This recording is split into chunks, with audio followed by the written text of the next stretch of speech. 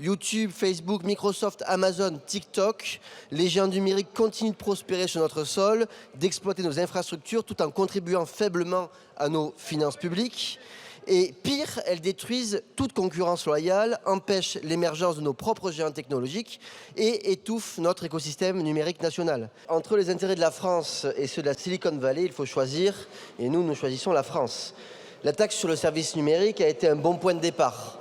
La France a affirmé qu'elle ne se laisserait pas dicter sa politique fiscale par les GAFAM. C'est aussi la preuve que notre pays peut défendre ses intérêts stratégiques sans attendre que Bruxelles se décide. Puisque je rappelle que projet de loi après projet de loi depuis 2022, à chaque fois que nous avons essayé de proposer ce type de proposition d'amendement, le gouvernement l'a refusé pour la bonne et simple raison qu'on prenait trop d'avance sur Bruxelles. Et d'ailleurs, l'année dernière, sur l'augmentation à 5%, le gouvernement avait refusé, donc c'est une très bonne chose qu'aujourd'hui vous vous rangez de votre côté.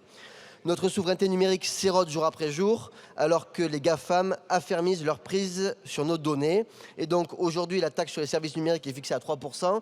Nous proposons de la porter à 5%, ce qui représenterait environ 500 millions d'euros supplémentaires pour nos finances. Et nous ferons attention à ce que les seuils puissent exclure les entreprises françaises du numérique. Merci. Merci, Monsieur Lopez-Iligori.